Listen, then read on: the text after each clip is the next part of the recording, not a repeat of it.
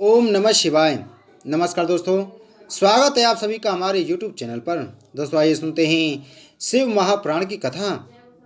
ब्रह्मा जी ने कहा, हे नारद, गिरजा की आज्ञा पाकर विष्णु जी जलंधरपुरी में पहुँचे तथा यह सोचने लगे कि मैं किस प्रकार जलंधर की पत्नी वृंदा का पातिव्रत धर्म नष्ट करूं। जब उन्होंने शिव जी का ध्यान किया तो उस ध्यान के करते ही विष्णु जी को एक उपाय सूझ गया।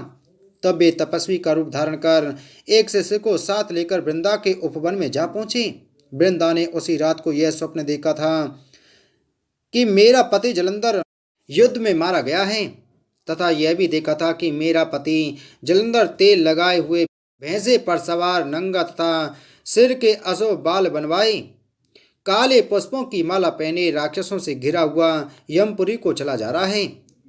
जब वह यह स्वप्न देखकर उठी तो उसने सूर्य को उदय होते हुए राहुग्रस्त तथा प्रकाशहीन देखा। ऐसे अपशकुनों को देखकर वह एकाएक रोने पीटने तथा घबराहट से इधर उधर फिरने लगी। वह अपनी दो सखियों को साथ लेकर जलंधर के उद्यान को गई, परंतु उसे वहां फल फूल देखकर संतोष न हुआ। उसे वहां दो राक्षस ऐसे दिखाई दिए जो अत्यंत भयानक थे। उनको देखकर रानी वृंदा वहां से भाग आई। आगे जाकर उसने शिष्यों सहित एक तपस्वी को देखा जो मौन साधे हुए बैठा था।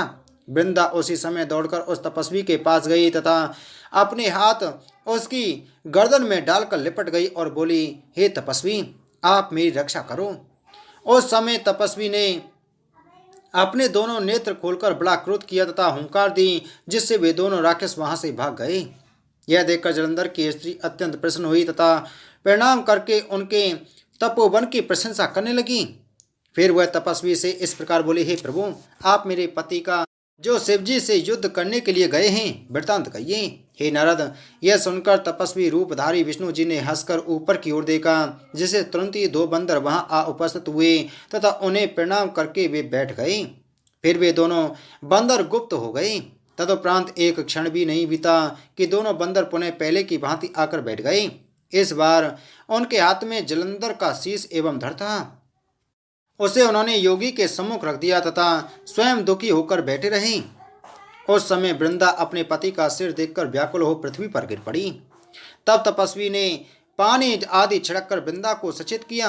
वृंदा पुनः रो रोकर अपने पति का सिर अपने सिर से लगाकर व्यथित होने लगी और बोली, हे नाथ, मैंने जो आपसे शिवजी के साथ युद्ध करने के लिए पहले ही मना किया था, परंतु आपने मेरी बात नहीं मानी। इसी प्रकार वह अनेक बातें कह कहकर रोती रही।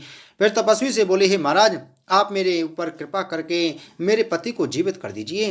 मैं आपके प्रभाव को देख चुकी हूँ, इसलिए मुझे विश्वास है कि आप इस योग्य हैं कि मेरे पति को जीवित कर देंगे।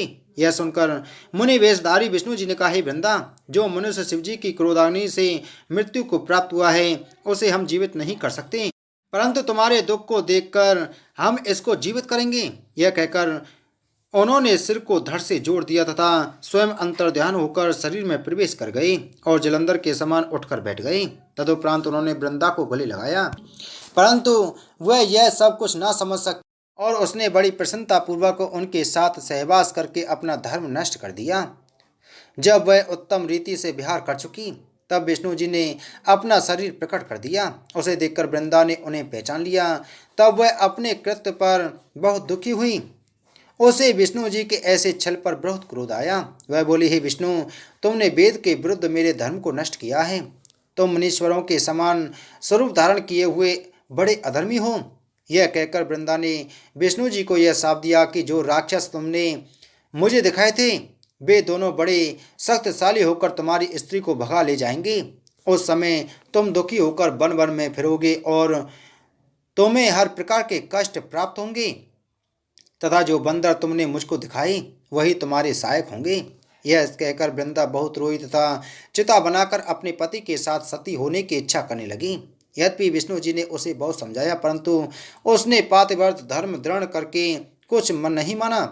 तदुपरांत वह शिव गिरजा का ध्यान धरकर सती हो गई और उसका तेज सबके देखते देखते गिरजा के शरीर में प्रवेश कर गया। हे नारद, विष्णु जी यह दशा देखकर बारंबार पछताते हुए उसकी सुंदरता के स्मरण में दुखी हुए तथा उसकी चिता की भस्म को अपने शरीर में मलकर उसी स्थान पर वास करने लगे। उसकी यह दशा देखकर देवता तथा सिद्ध उनके निकट जा पहुंचे और विष्णु जी को बड़े बड़े इतिहास तथा दृष्टांत सुनाकर समझाने लगे कि आप तो स्वयं हर समय धर्म का पालन करने वाले रहे हैं। अब आप यहाँ से चलिए तथा अपने बैकुंठ लोक में विहार कीजिए। जो पाप आपसे दुर्भाग्यवश हुआ है वह सब शिव जी की कृपा से नष्ट हो जाएगा। आप किसी प्रकार का दुख मत कीजिए तथा यहाँ से अपने स्थान को चलिए। आप हमें इन शब्दों के लिए क्षमा करें, क्योंकि हम तुच्छ आपको समझा रहे हैं।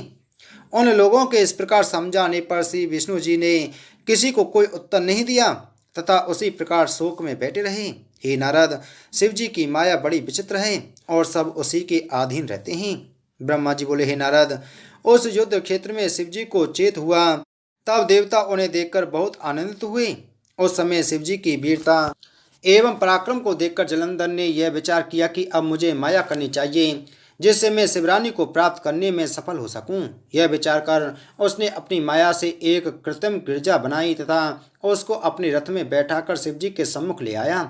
सुम निसुम दोनों भाई उसे मारते जाते थे तथा वह गिरजा रोती हुई मेरी रक्षा करो आदि कहती थी। उस समय जलंधर ने उच्च स्वर से कहा, हे सदाशिव, तुम अपनी स्त्री को देखो। यदि तुम्हें अपनी स्त्री बहुत प्रिय है तो समझ लो कि अब उसको मैं पकड़ लाया हूँ तथा उसकी ऐसी दुर्दशा कर रहा हूँ। क्या तुमको नहीं दिखाई देता? तुमको सहस्त्रों धिक्कार है जो तुम अपने को अब भी बड़ा समझते हो। शिव जी जलंधर की यह वचन सुनकर तथा माया की गिरजा को देखकर अत्यंत दुखी हुए और मौन साधकर बुद्धि को भूल बैठे। तब शिवजी ने भी लीला करके अपने को ऐसा शोकाकुल प्रदर्शित किया कि जलंधर ने अपने धनुष को कानों तक खींचकर 3 बाण, एक शिवजी के सिर में, दूसरा वृक्ष में तथा तीसरा उधर में मारे। उस समय शिवजी जलंधर की माया को जानकर भयंकर रूप धारण कर अग्नि के समान प्रकट हुए। सोम ने सोम को यह शाप दिया कि तुमने छल करके गिरजा को दुख पहुंचाया है तथा युद्ध से मुख मोड़कर भागे जा रहे हो, इसलिए तुम्हारा धर्म नष्ट हो गया है। हे नारद, जलंधर ने शिवजी का यह रूप देखकर अत्यंत क्रोधित हो बाणों की वर्षा कर शिवजी को ढक दिया। यह देखकर शिवजी ने क्रोधित हो अपने बाणों द्वारा जलंधर के बाणों को काट डाला। इतने में जलंधर ने एक परिग बैल को मारा, जिसके कारण बैल धर्म को भूलकर युद्ध क्षेत्र से भाग गया। यद्यपि शिवजी ने उसको बहुत रोका पर वह युद्ध स्थल में न ठहर सका। यह देखकर शिवजी अत्यंत क्रोधित हो महाभयंकर हो गए। तब उन्होंने करोड़ों सूर्य के समान चमकते हुए सुदर्शन चक्र को अपने हाथ में उठा लिया और उसे जलंधर के ऊपर छोड़ दिया। उस चक्र का तेज 10 दिशाओं में फैल गया। संपूर्ण पृथ्वी एवं आकाश उसके तेज से जलने लगी। चक्र ने जाकर जलंधर का सिर धड़ से अलग कर दिया। उस समय बड़ा भारी शब्द हुआ, पृथ्वी थरथर कांपने लगी तथा पर्वत जलने लगे। जिस समय जलंधर का तेज शिवजी के शरीर में प्रविष्ट हुआ उस समय चारों ओर से जय जय का नाद हुआ। हे नारद, वे लोग बड़े सौभाग्यशाली हैं जिनकी ऐसी दशा होती है, क्योंकि देवता मुनि आदि बड़े बड़े उपाय करके भी शिवजी को इतना प्रसन्न नहीं कर सकते और न इस गति को ही प्राप्त कर सकते हैं। उस समय मैं, मुनि तथा देवता आदि शिवजी की अत्यंत प्रशंसा करने लगे। हमने कहा, हे शिवजी, आप हर प्रकार से भक्तों के दुख दूर करने वाले हैं। आपको मन, वाणी तथा वेद आदि भी नहीं प्राप्त कर सके। आपके एक निमेष में करोड़ों इंद्र तथा विष्णु जी बीत जाते हैं। आप किसी से बनाए नहीं गए, अब तो पर ब्रह्म हैं। आपने यदुवंशी को मुक्ति प्रदान की तथा उसकी पत्नी कलावती ने भी आपकी भक्ति द्वारा मुक्ति प्राप्त की। आपने मदयंती को मोक्ष दान दिया तथा सौमुनि के पुत्र को श्रेष्ठ गति प्रदान की है। राजा तिमिरधन को आपने अपनाकर निरंतर 7 जन्मों तक आनंदित किया।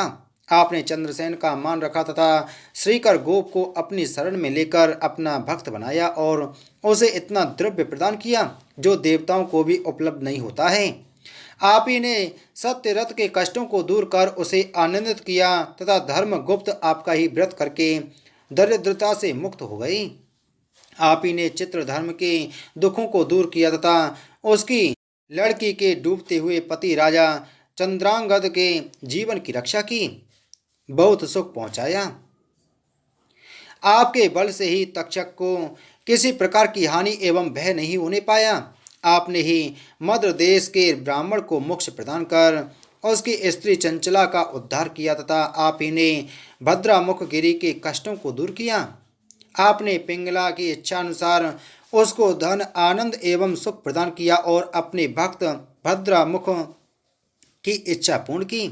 आपने ऋषभ को हर प्रकार से अपने में ही लीन कर लिया और आपकी सेवा द्वारा ही वामदेव शुभ गति को प्राप्त हुआ। हे सदाशिव जी, आपने सबरी एवं सूकर को उत्तम गति प्रदान करके भक्ति का महत्व प्रकट किया तथा भद्रसेन के पुत्र सुधर्मा एवं मित्र के पुत्र तारक को उत्तम गति देकर रुद्राक्ष की बड़ाई प्रकट की। आप ही ने गंगा को, जिसका नाम महानंदा था, तार दिया तथा आपकी भक्ति से सुश्रुमान अधिक काल तक जीवित रहा। आपने शारदा के पति को जीवित कर उसके सौभाग्य को स्थिर रखा तथा बंदिक नामक पापी ब्राह्मण को उत्तम गति आपने ही प्रदान की। उसकी स्त्री बीजुका को भी, जो पुंस चली थी, मुक्ति प्रदान की। आप ही ने दक्ष के यज्ञ को विध्वंस कर उसके गर्भ को चूर किया तथा कामदेव को भस्म कर शिवरानी का गर्भ दूर किया। आपने बालक का रूप धारण कर तारक दैत्य को मार डाला तथा गणपति को अपना बल देकर समस्त गणों से प्रबल कर दिया। आपने ही त्रिशूल से उसका सिर काटकर पुनः जीवित कर दिया था। दैत्यों को देवताओं सहित जलते हुए देखकर आपने हलाल विष का पान कर लिया था। आपने पहले त्रिशूल द्वारा अंधक के सिर को काट डाला, फिर उस पर कृपा करके अपने गणों में सम्मिलित कर लिया। आपने विष्णु जी एवं ब्रह्मा के मुख को दूर कर मंत्र शास्त्र को कील डाला तथा नरसिंह अवतार के गर्भ का नाश कर सरव का अवतार ग्रहण किया। आपने अत्रि के पुत्र होकर कामरूप का वध किया तथा हनुमान का स्वरूप धारण कर राम लक्ष्मण को दुखों से मुक्त कर दिया। आप तीनों गुणों से परे तथा निर्गुण हैं। आपकी महिमा का वर्णन कहाँ तक किया जाए।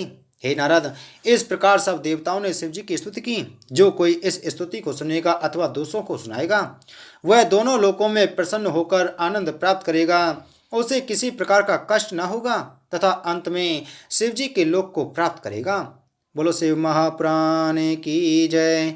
बोलो शिव शंकर भगवान की जय।